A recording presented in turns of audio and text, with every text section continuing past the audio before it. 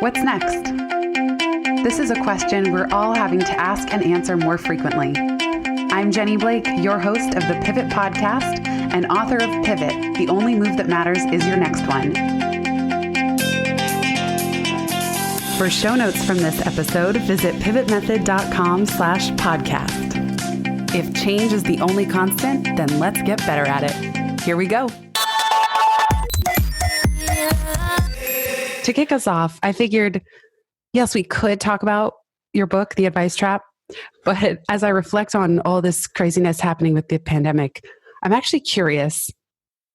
It seems like the advice trap has just magnified since the day your book launched, and even all the planning and writing that has gone into it. We suddenly find ourselves in a collective societal advice trap of sorts, where everyone is giving advice and sending emails and setting up Zoom calls. What's your take on that? And does it have any relation to the messages in the book, or are they two totally different things? Look, we're in a pandemic. Advice is flying thick and fast. Yet you've written a book called The Advice Trap. How does that work? Well, I'll tell you how it works. And let's start with brain and brain science. And I am no neuroscientist, but I've read enough to pretend that I know a little bit about neuroscience. So that's what I'm doing right now. And here's what I know for sure. Our brains hate uncertainty. I mean, we've just got that primitive part of our brain, our lizard brain, that just is so sure that uncertainty is its enemy.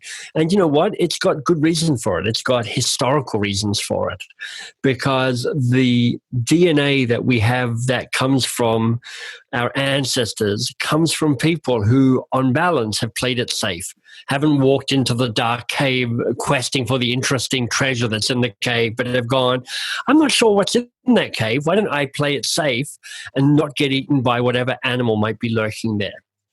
So we just have a wiring that is instinctive and primitive and unconscious to say, on balance, avoid uncertainty.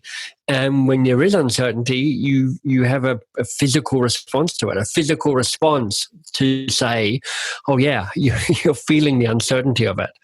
So at a time like this, we want to get advice and we want to give advice. And the truth is that can be absolutely an appropriate response. You know, when a building is burning, you don't want somebody going, hey, how do you feel about smoke? You want somebody to go, here's the exit, let's leave, down by these stairs. Let's be clear and decisive around that.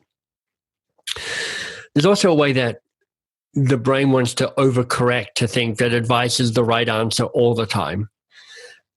Both to give it, like, this is how I create certainty in my world, is by telling people what to do.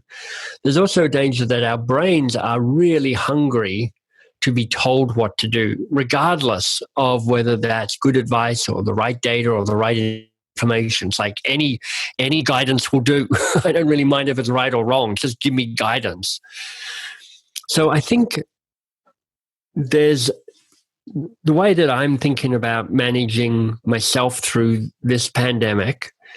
One of the principles that I'm holding is, how do I find the right balance between the light and the dark?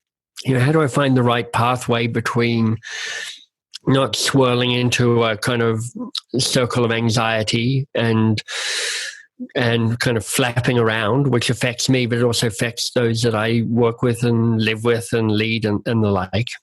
But equally, how do I not spend too much time going, oh, this is amazing, the whole society is being reinvented, and I can pivot in not in a Jenny Blake way, but in other ways as well. And this is going to be great. And look, capitalism is being reinvented. How thrilling. There's a way to say, look, for each of us, we want to try and find the balance between the light and the dark, whatever that means for us. We want to be grounded in realistic optimism. And I'd make a connection back to that to say, part of how you might want to show up in the way you engage others and engage yourself is a balance between certainty and curiosity. Because certainty may be calming to our little amygdala, our little lizard brain, but curiosity is what generates possibilities and options and alternatives. It's what creates the space to figure out where we should really focus and what really matters. It's a way of making sure that we don't become herd animals and kind of too sheep-like and just follow whoever's shouting the loudest in the moment. And so, part of the key message of the Advice Trap book is actually not advice is bad. The key message is us having advice giving as a default response is the thing to look out for. And in a time like this, that tendency to want to give advice and get advice is really strong. So it's useful just to be alert to the dangers of that. I love what you described in terms of balancing the light and the dark and the problem solving with balancing coaching. It reminded me in my early coaching days when I was 24 and I started managing, I became a team lead at Google.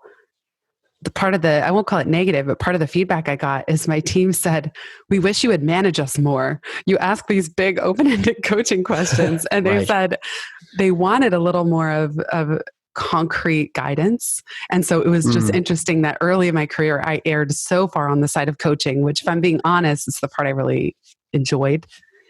But in a time like this, What? No, really? I did not see that coming, but okay. MPS.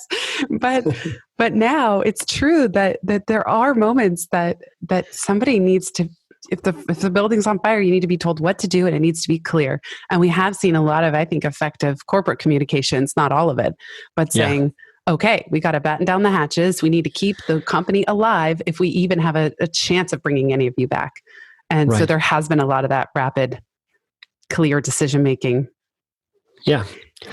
I mean, different companies have to pivot and change at different rates. And, if you're a solopreneur or a small business, in some ways you have more flexibility because you've got less infrastructure to kind of haul around. You don't have to suddenly go, how do I get 200,000 people to work at home?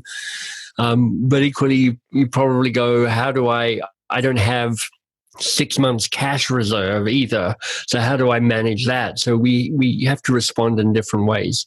Right.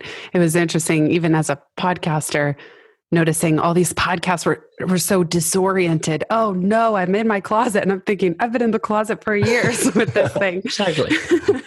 But you're right. Then I'll see companies with the big cash reserves are getting $1 billion credit line so they can make it through. And I'm like, oh, wouldn't that be nice? You're also in your own pivot in progress, and you're somebody that I've always respected. We talked a lot on the last conversation about pivoting out of the CEO role, and I've heard you say it's hard not to want to roll up your sleeves and dive back into Box of Crayons during this time. Right. What's it like for you personally? Asking this question, what's next, and not having answers, and meanwhile the world is like getting shaken up in a snow globe. Yeah. So, I left Box of Crayons about 9 months ago, and I really left about 4 months ago when Shannon, the new CEO, effectively, literally and metaphorically kind of marched me off the premises and said, that's it, Michael, stop hanging around. You're just annoying everybody. And I was like, okay, fair enough. And it is true that there's one small, tiny part of me that keeps wanting to be invited back in to save the day at Box of Crayons.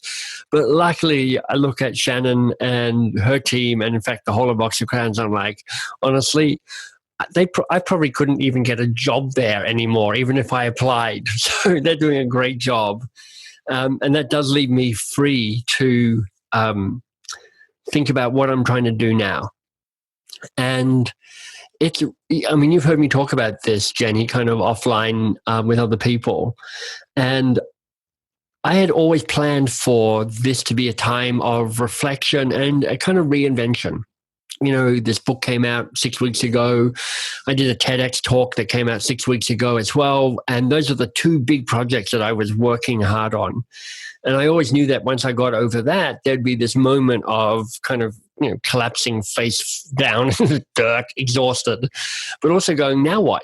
I'm not the Box of Crayons guy. I'm not got a key thing that's taking my time and attention. Now what? And the hardest discipline for me is to not fill my life up with stuff. I'm just really used to having an overscheduled life.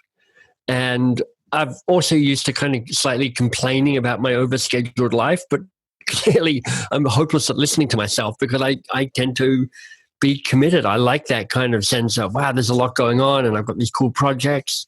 I think that's your And I'll next tell book, you, The Scheduling Trap. yeah, and over the long weekend that we've just had, I read like 3 or 4 books. I'm a fast reader, and some books were short, but I read a lot. And honestly, it was so good. But I was like, I literally came up with at least 2 ideas of new things that I could launch. I was like, oh, I could do this. Oh, I can see how that's a book. Oh, it's a podcast. It's an online course. It's a little ecosystem. It's cool. I bought the URLs. I did all of that. And then I was just sitting there going, oh, you're just absolutely falling for this again, which is you have even the glimmer of free time and you're like, oh, I've got some ideas to fill up your free time. So part of the discussion I had with Ainsley, who's the woman who I work with on the mbs.work side now, is just to say, look, we're just trying not to relaunch anything new. We're trying not to fill up my calendar for this year, for the next 9 months at least. Just to give something interesting the chance to emerge. Because I just think the longer you stay in a place of uncertainty, you're choosing to be in that kind of meandering state, you're more likely to trip over stuff. You're more likely to find stuff. You're more likely to bump into new teachers and new collaborators and new ways of seeing the world. And if I'm having good ideas now, which I think I probably am, it might be really interesting to see what ideas I'm having in 6 months' time. And honestly, if I'm not having good ideas in 6 months' time, I've already had some good ideas now. So I'll just throw them into my little ideas folder and then come back in 6 months' time, go, which of these feels most interesting? I love that. And I love the noticing around the impulse to fill time, even with ideas.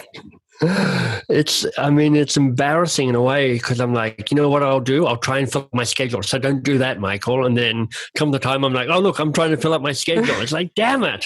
I know. What is wrong with me? There's like this magnetic polarity to the calendar where it's like, why? It's like this super strong magnet and stuff keeps flying toward it. You know what I mean? It's totally. It's so and there's hard also, honestly, to leave it open.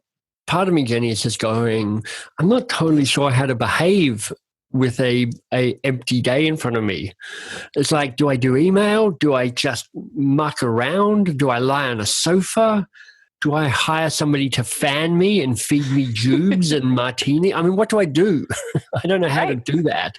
So there's a way of trying to learn indolence. Oh yeah. And not have guilt about it and not think, oh, I should be producing right now, or there's something wrong with this state. Right. I mean, I one of the books I read on the weekend or reread was Austin Kleon's book, We Will Get Through This, or Get Through This, I think it's called. And he's fantastic. He writes to creatives. His first book is Steal Like an Artist, which is fantastic. Then Show Your Work. And then, his latest book, about a year old, is called Keep Going. And part of his thing is around keep space open, keep doing the work, and keep the space open for input, because without input, there can be no output. I agree 100%. I've been thinking about that a lot lately of this. I get so many little pings and I'm so bad at responding to them. But if I did, I wouldn't have the output that I have, the ideas that I have. And I will just point out, I don't even know if zooming through 3 books in a weekend counts as relaxing. Oh, but I love reading. I do really too. missed reading. I do too. And I have about 200 books somebody bought. I don't know who, but are yet to be the read. Book monster. Yeah, so I'm like, you know what? Part of my job now is to go through some of these books and go, which are worth keeping, which are worth consuming, which are worth tossing. I think I heard from Ryan Holiday or Nassim Taleb, I can't remember. They call it an Antilibrary. It's all the books you haven't read, and that there's great value in that too. Right. That they still serve a function, and the perfect book will come at the perfect time. And I'm with you. That is heaven on earth, is just open free time and a good book or 5. Yeah, I'm married to a woman who did a PhD in literature and a master's degree as in library science. So we are both great readers. So sitting together and companionably reading is actually great. Oh, sounds incredible. And congratulations on your 10,000 plus day anniversary with your beautiful wife. Thank you. I know, amazing, isn't it? Almost 30 years together. Impossible for somebody who's so young as me. But that's right. How can it be true? No, it's so amazing. I loved seeing the photos in your newsletter recently. It was just a really nice personal touch. And for everyone listening, you can go to mbs.works if you want to subscribe. Michael is the best. I want to open it up to momentum now. Jenny.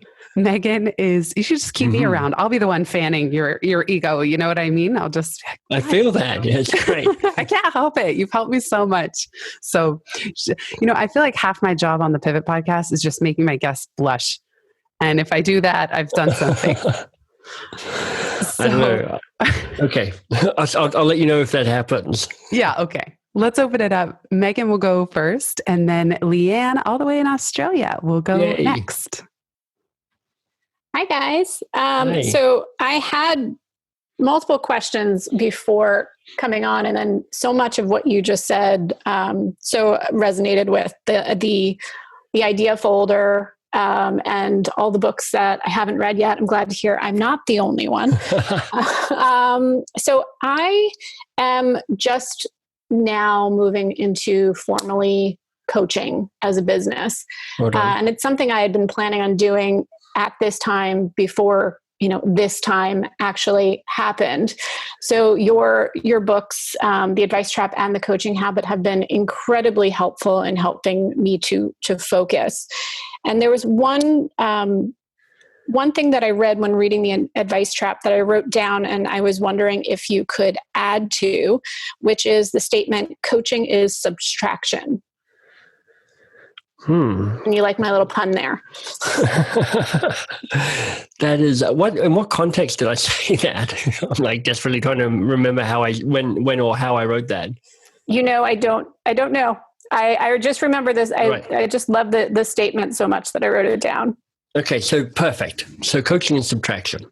So to frame the answer, no idea why I wrote that or what context it appears in the book. But let's take this as a creative moment. And I'm going to just spin off here for a moment, which is, I'm not sure if people have come across or they know the name Brian Eno. He's a big music guy, particularly in the 70s, where he produced a lot of hit records like Talking Heads and Phil Collins and a whole bunch of great artists. Anyway, he has a little pack of cards called oblique strategies. And you'll see people reference this occasionally, but when the band was feeling a bit stuck or a bit boring or a bit kind of devoid of inspiration, he would pull out his oblique strategies pack and issue them a challenge. And it would be a provocative statement and they'd have to do something with it. And coaching and subtraction feels like an oblique strategy for me. I'm like, okay, well, the first thing I'm going to do in the kind of classic lazy coach way, Megan, is to ask you, what does that mean to you? I guess to me, I took it as getting through all of the extraneous noise and getting to the heart of the challenge. I love it. So I think that's really powerful right at the start. What else? What else does it mean to you? To remove all of the unnecessary caveats or added language and just ask the question. Beautiful. And if I'm pushing you and I said, and what else could coaching and subtraction mean to you? What would it mean? Maybe get away from it. Just get to the heart of the one-on-one conversation and just being two people and Nice. Subtracting all of the others that might play in the Beautiful. coaching of the ghost, as you say. Yeah. So awesome. I love that. And, Megan, you know what I've already done here, but so does everybody else listening in, but just to make it explicit, this is a classic coaching judo flip. Where somebody goes, how do I do this? And you go, that's a great question. Look, I've got some ideas, but you go first. And then you go, oh, and what else, and what else, and what else. And look what Megan came up with, honestly. And do you think that her answers to herself or my answers to her will stick and resonate the most strongly? Honestly, it's her own answers to herself. So I love that. I do think that if I had to guess the context I wrote it in, Megan, it would be around effectively using less words as a coach. You know, too many coaches have too much of a lead into their questions, have too much explanation about why they're asking the question, have just too much opinions about answers. I mean, there's a place for you to show up and give advice and be that wise person. That's part of why they hire you. That's part of your role. But I just think there's a lot of extraneous words with a lot of coaches, as there is in life, like with too many books, too many podcasts, it's just like, could somebody edit this, please? So I do think there's something about that. Here's perhaps a deeper level, which I might offer up about what coaching and subtraction is. And it's a bit of a leap, but for me, it is also about removing the masks you wear and the games you play. I know that when I'm at my best, when I'm coaching, it's me showing up as best I can without being caught into the games around status and control and looking good and having the answers. In fact, without getting kind of caught up in the three advice monsters, you know, tell it, save it, and control it, which can really kind of warp my style. And, you know, it's one of the realizations I had that when I did coach, I suddenly realized that I preferred coaching on the phone to coaching in other ways, because even though I'm not much of a phone guy most of the time, whenever I showed up in person, I'd start playing these weird games about, you know, who I am. You know, look at how I'm dressed, look at my self-deprecating humor, look at me looking wise and thoughtful as I listen to your answers. I'm playing these levels of performance, which I'm like tired by my own performance. So I think there's something about how do you meet the person wholeheartedly. And for me, that means often, you know, willing to embrace this sense of empathy and humility and kind of mindfulness, being in the moment with them. And I think there's probably something around that too, around coaching and subtraction. Thank you. That was so helpful. And I do appreciate the coaching judo mind trick. My pleasure. Because I think especially as I'm just moving into this, there is that tendency to want to over communicate what I'm doing and why I'm doing it, and just kind of knowing to get to the heart of it is going to be very helpful moving forward. So thank you for that. It's a strong anxiety for coaches in general, not just new coaches, but lots of coaches, to constantly want to prove that they're adding value. Mm-hmm. And people most often do that by talking too much. And I think the best way to check is if you're adding value is to ask that learning question at the end of a conversation where you go, what was most useful about this? And what if we could do one thing differently next time we meet and talk, what should we do differently?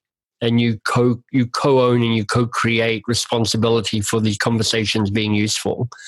But you forward and you surface the learning act, so you make sure that there's something to be said. The other question that I have started using, particularly with my teams that I manage, the people I manage, is at the end of not every meeting, but many meetings, I will ask what needs to be said that hasn't been said, as an opportunity for people to talk about the stuff they've kind of been wanting to talk about, but it's a bit awkward, or they've only got a half inkling about it. And it also gives an opportunity to figure stuff out.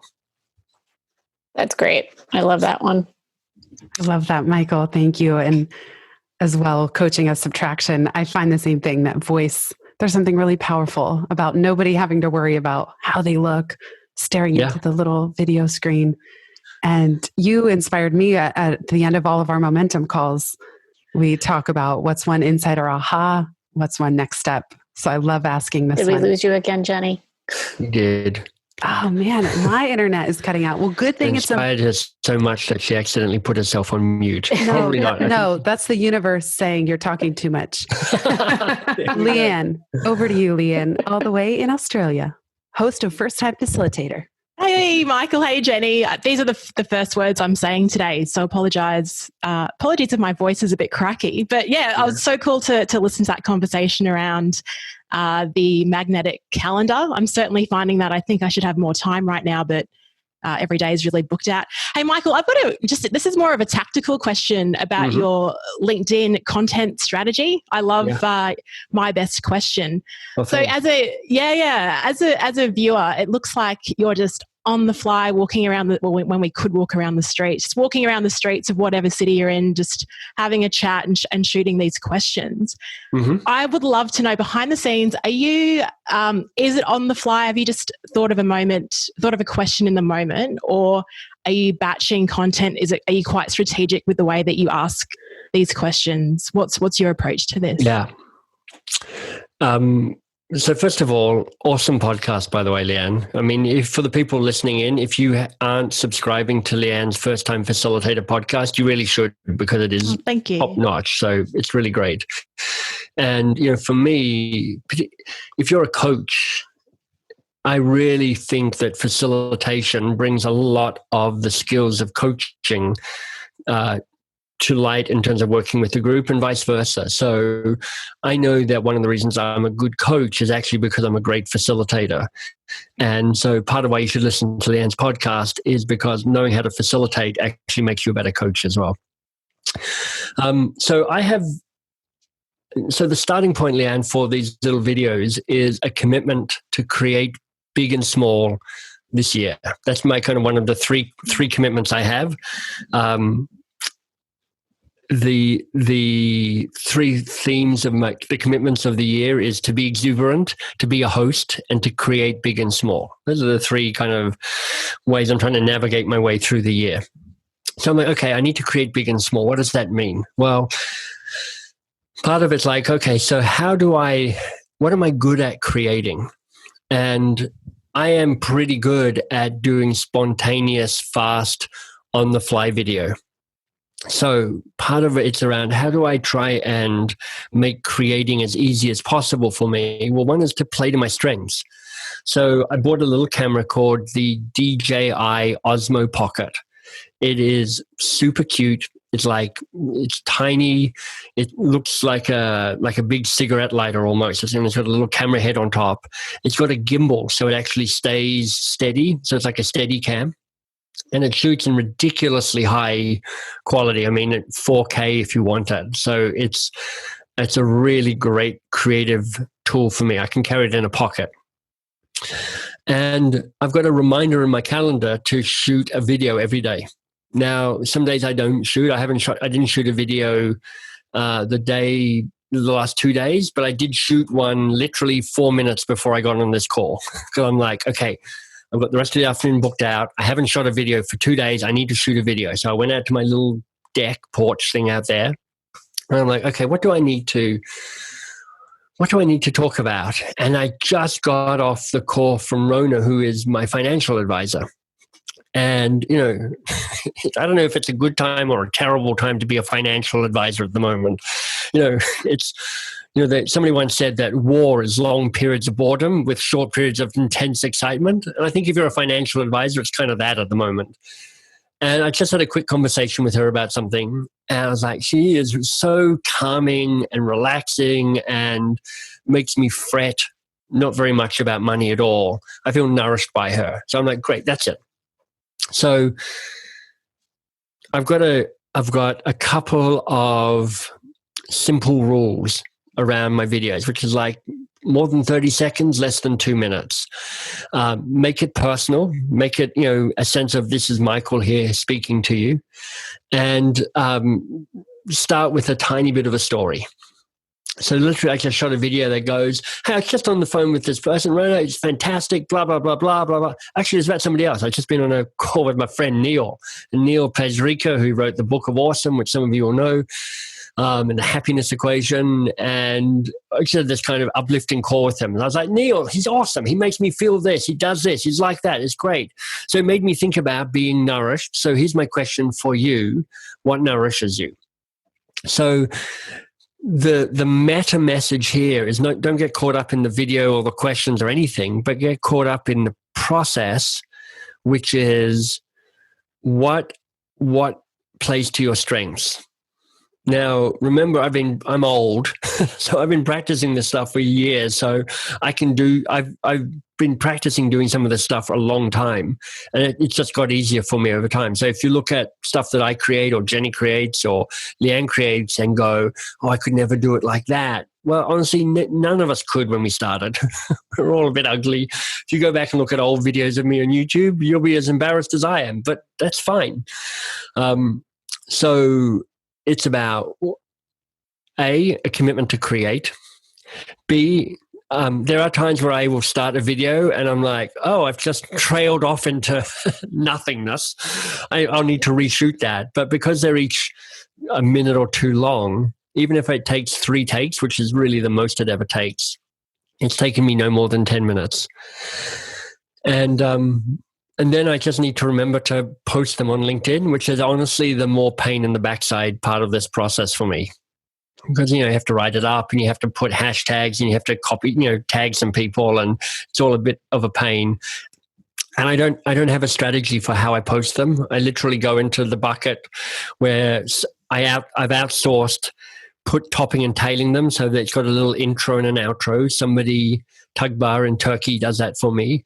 And she throws them back in the thing and I just pick one and I download it and then I upload it onto LinkedIn.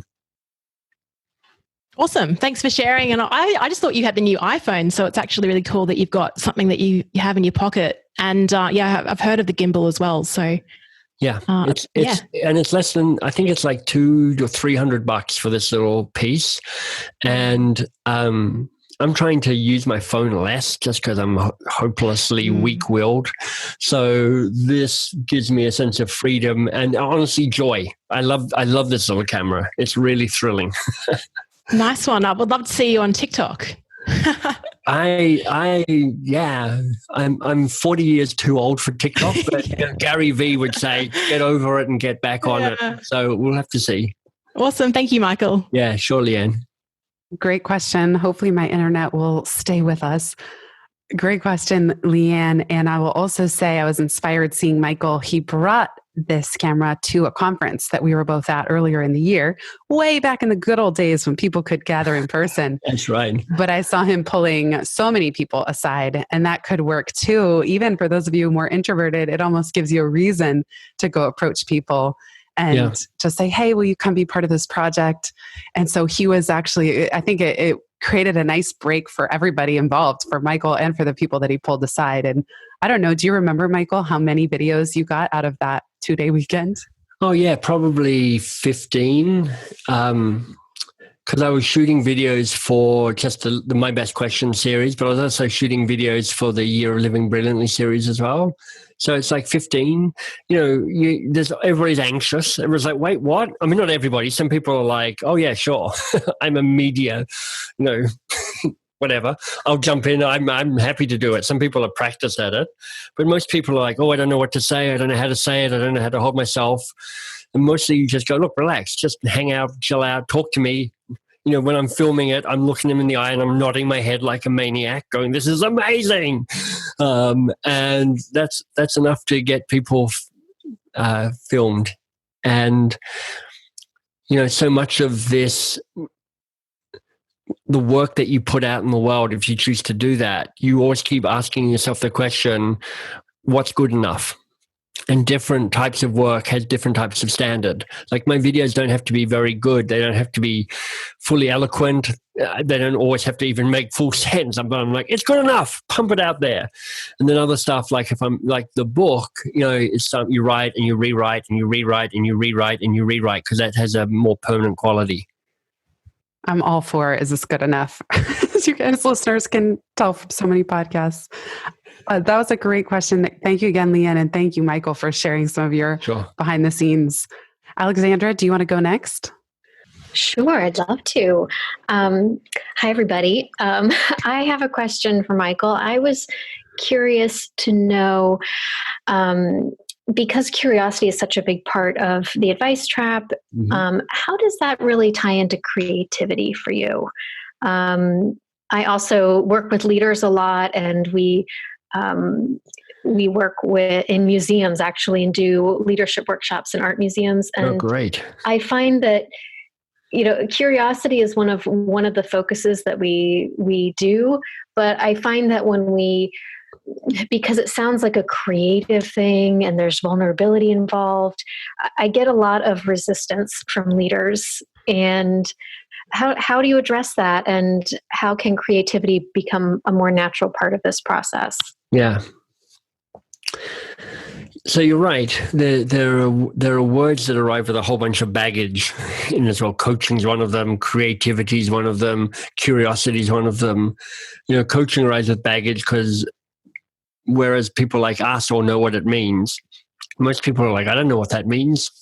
Is it sports coaching? Is it executive coaching? Is it life coaching? It's all a bit scary because it's unknown. Curiosity and creativity, come with these are childish things, and I put them away because I'm an adult now.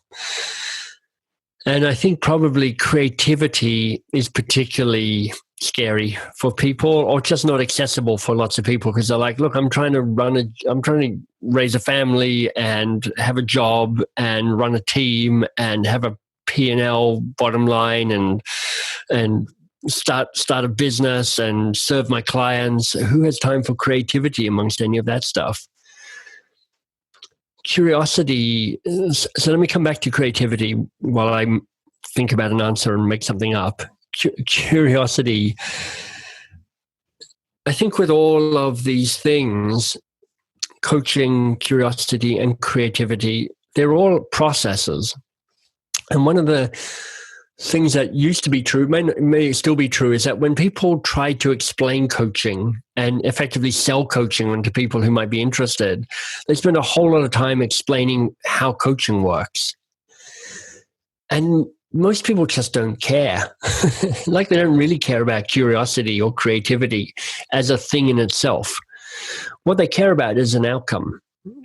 So how do you make my life better by whatever process? If somebody said to me, so Michael, what's coaching? I wouldn't explain.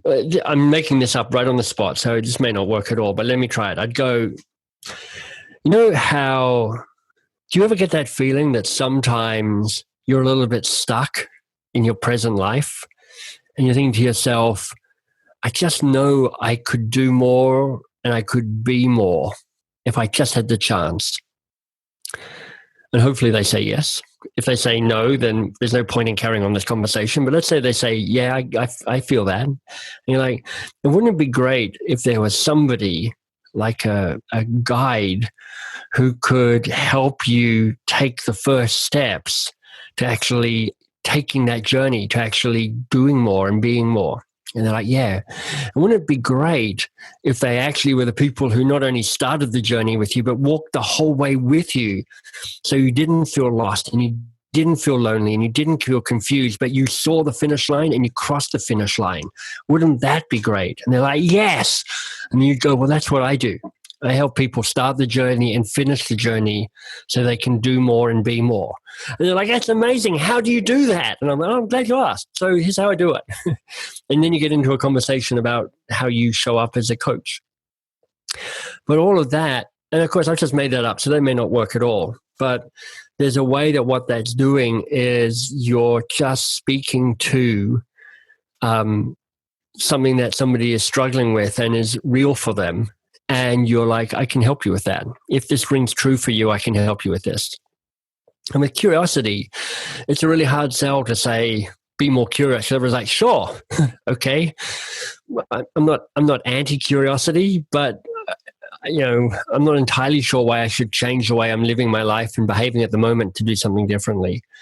And you're like, have you ever found that moment where you're working really hard, but you just know in your heart of hearts that you're not really working on the right thing. Yeah, I've had that moment. I don't know why the hell I'm working on this thing. But have you also ever had that moment where you are working on the right thing, but you just think to yourself, I'm sure there are better solutions to this, but somehow we're stuck using the same old solutions to this problem. They're like, yeah. And wouldn't it be great if you could get really clear on the challenge that really matters and the answers that could really solve that challenge? Wouldn't that be great? And they're like, yeah. And you're like, well, that's what I do. I unleash curiosity to make sure that we're working on the right problems and we're coming up with the best answers. So you can see that structure that I'm using there, you know when, and you know when, and you know when. And wouldn't it be great if, well, that's what I do. That got taught to me by a guy called Michel Neray, Neray, years ago. And you don't have to use that exact structure, but what's inherent in that structure is a commitment to understand the struggle the person you're seeking to serve is up against, or people, plural. And until you do that, you get obsessed with your own process and your own labels, rather than going, I'm solving something that's important. And so and in the Advice Trap book, right at the back, there's a kind of 3-circle diagram that shows how curiosity can serve individuals and teams and organizations to have more impact and have people who are more engaged as a result of that. Wonderful. Thank you so much. That's very helpful. And I think the mind shift for me of really focusing on, when, wouldn't it be great if, really addressing the struggles that my clients are now having, and then present them with a benefit, result, a solution, and not focus so much on the middle part of the process, which is what I do. Maybe that's a little too intimidating for them when we really get into the nitty gritty of it, but really focusing on what they're struggling with and the solution that I can offer them. Yeah. Perfect. Great. Thank you. My pleasure, Alexandra. I'll also give a plug for Alexandra. She made an incredible pivot of free virtual museum workshops, which is really cool. So Alexandra, will you give a quick plug for your website in case anyone wants to check it out? Oh, absolutely. Thanks, Jenny. Yes, I recently launched this business and was actually ready to go live in mid-March, which was not good timing with all the things that are going on in the world right now. So I did a quick pivot and am offering all month long free virtual museum tours, really essentially workshops that go through this process where we practice emotional intelligence by looking at art and talking about it. And it's every Thursday this month. And you can find out more by visiting my website, which is museumable, which is the word museum plus able.com. So thanks, Jenny. You guys check it out if you're interested. It's perfect for everybody who is homeschooling right now as well. So maybe it ends up perfect time. So just to play with that, you could do something. Alexandra, I'm making this up entirely about your business, but let me just make something up and have a go. You can just ignore it after I'm done. You know how museums feel like they should be awesome because they're full of all this cool stuff. But you know how in actuality, whether you're online or visiting in reality, they're all a bit overwhelming. There's too much stuff. You don't know where to go. There are too many people. And even when you find the good stuff, you don't even really know what to do with it. You kind of look at it and go, all right. And then you're off to the next thing because you can almost feel like you're just ticking the boxes of the museum visit.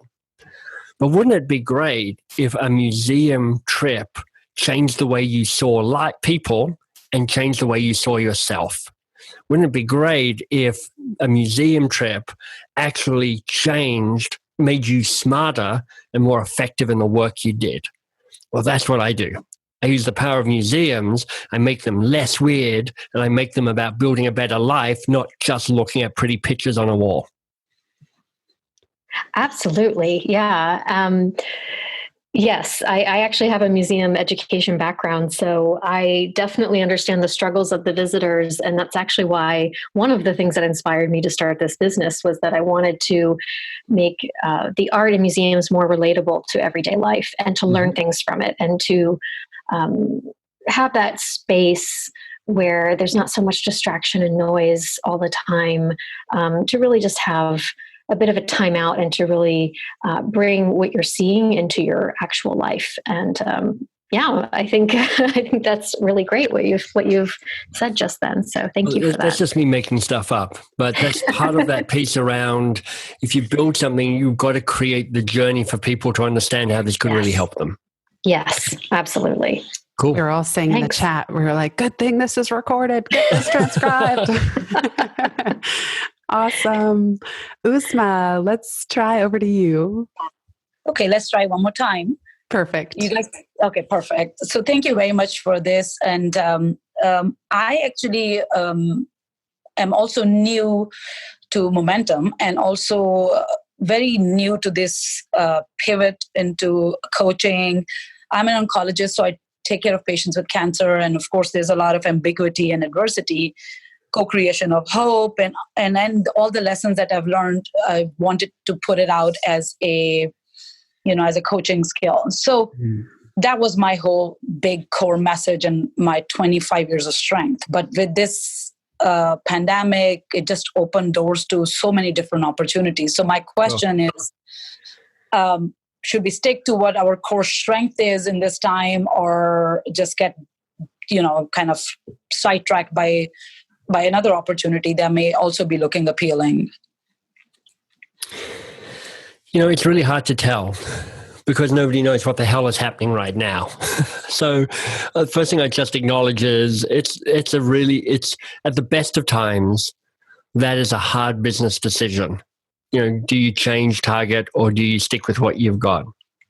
I like, what's his name? Jim Collins, who wrote Good to Great. I really liked his metaphor of explaining how you figure out what to pursue, which is, he goes, bullets and cannonballs. And he says, your bullets are effectively your small ideas, and you should fire bullets to help figure out what your main target is going to be. It's a kind of range finding process. So you should be testing the ideas in small ways, just going, is there something here? Did people like it? Do I like it? Because, there's all that weird moment where you come up with this great idea, you go, this is brilliant, I'm going to launch it, and then you turn out that you don't even like doing it. That's what happened to me with building a coaching practice. I was like, at last I get to build my coaching practice. I don't actually like having 30 people I coach every day. It's too much. So, and then once you figure out what your target is, you fire your cannonball, you commit to it. And Jim Collins would say, look, people either don't fire enough bullets, they just have an idea and then they go for it without really testing it or testing other ideas against it. Or they don't have the courage to fire the cannonball. They don't kind of commit to the actual experience and go, this is it, this is my idea. And one of the reasons that Box Your Crayons, I think, ended up being a success as a company is we really committed to the cannonball. I mean, we weren't as fast or as courageous or as focused as history will make us look. Because, at the end we had this position, which is we teach 10-minute coaching to busy managers. And it was really clear and really different and really stood out. And it was our cannonball. And it's not our vision anymore for a company, but it grew the company for quite a while. So I think, Usma, there's a question of going, it's hard to tell at the moment what's a bullet and what's a cannonball, and maybe you want to test. The other resource that I would point you to is a book by my friend Alexander Osterwalder. And he's got a brand new book out today called Invincible Companies, but it's not that book that I want to recommend to you. It's called, helpfully enough, Testing Business Ideas. So there you go. It's about as explicit as you could possibly want. And Alexander and his team create big visual books that are super practical. They're basically exercises for you to work through. So if you want to be more robust in how you think about what your business ideas are, Testing Business Ideas by Alexander Osterwalder, which is Osterwalder, might also be a useful resource for you. Thank you. That definitely seems like something that's going to give a little bit more structure to the distracted, thoughts. Yeah, for sure. Thank you so much. And I love a good bookworm. We have so many awesome book recommendations. Michael, we are approaching the end of this combined book club podcast. And I'd like to throw it to you. What needs to be said that hasn't been said? Oh, look at you kind of doing a Michael on Michael. Come on. You planted it at the start. How could I end without it? Let me ask you this, Jenny.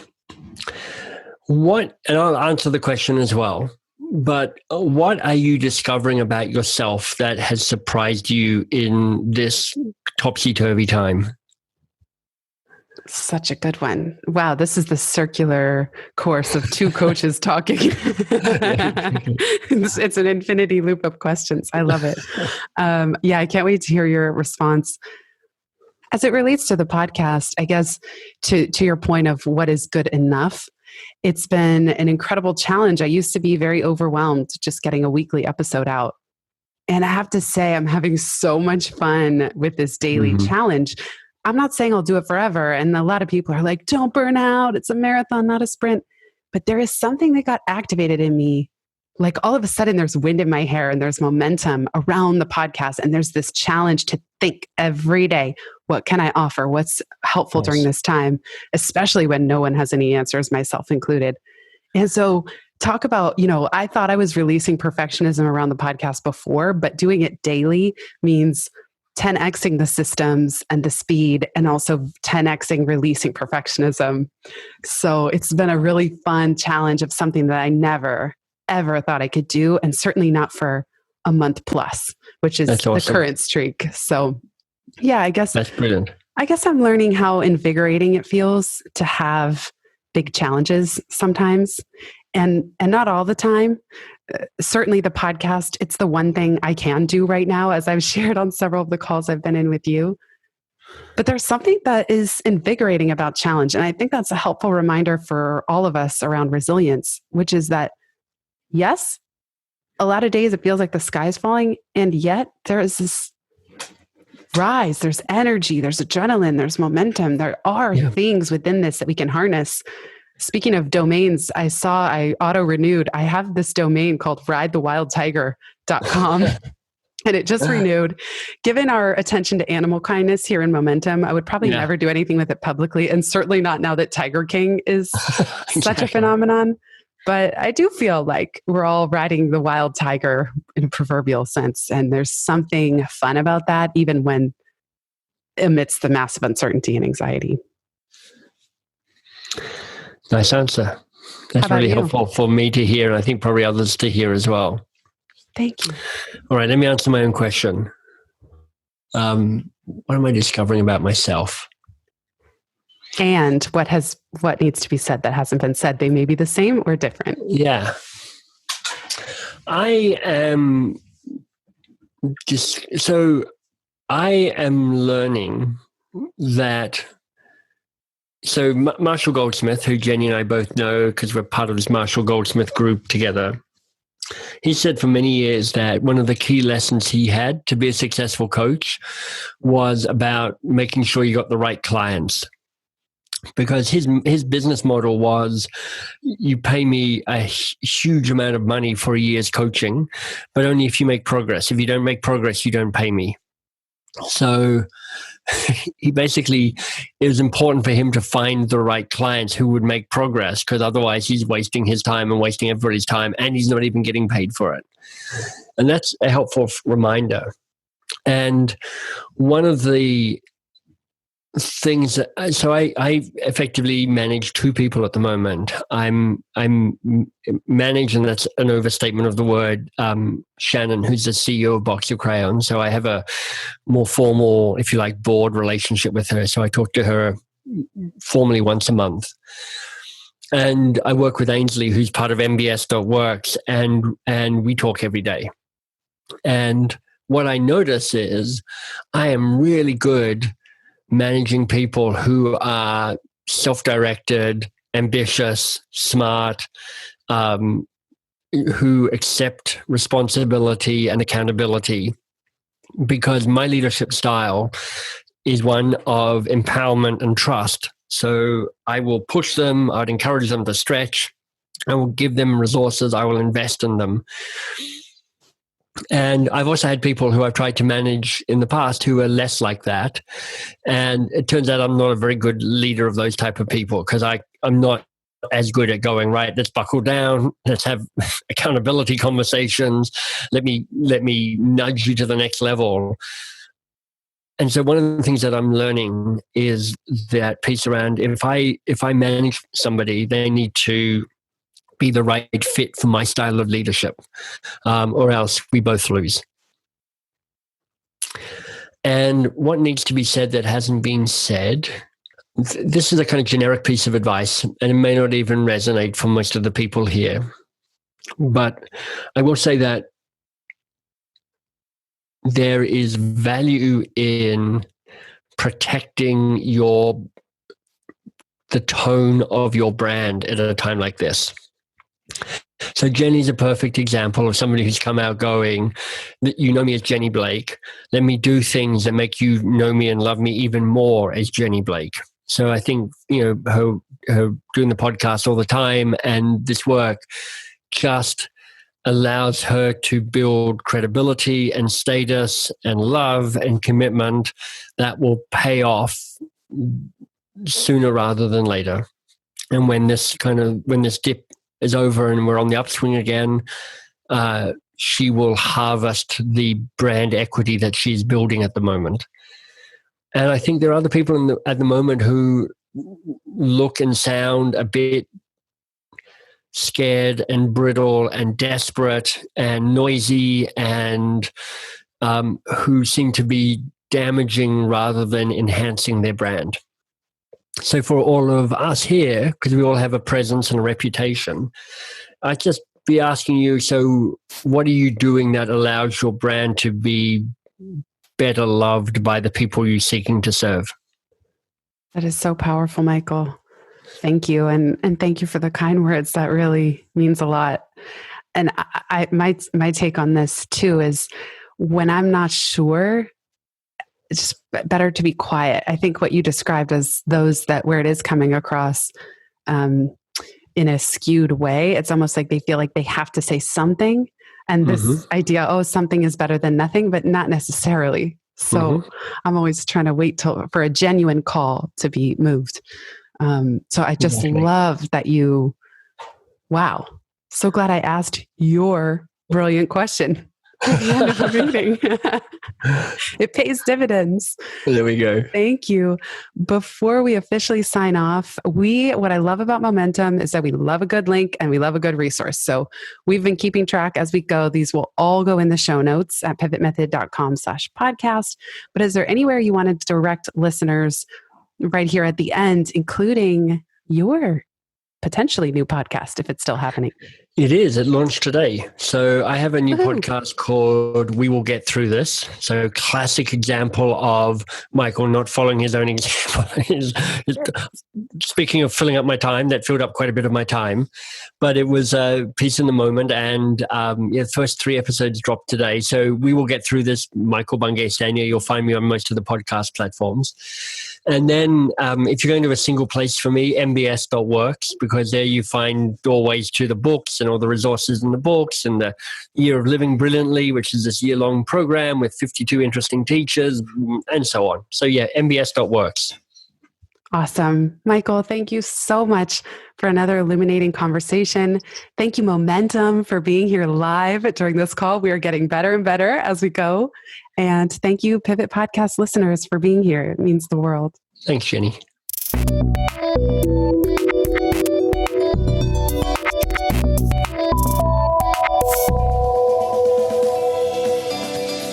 Thanks so much for listening to this episode of the Pivot Podcast. Make sure you don't miss an episode or my insider tips and templates by signing up for Pivot List, a curated twice monthly newsletter where I share the inside scoop on what I'm reading, watching, listening to, and the latest tools I'm geeking out on. Sign up at pivotmethod.com/pivotlist. Get show notes from this episode at pivotmethod.com/podcast and connect with me on Twitter at Jenny_Blake. Remember, build first, then your courage will follow. Hasn't it always?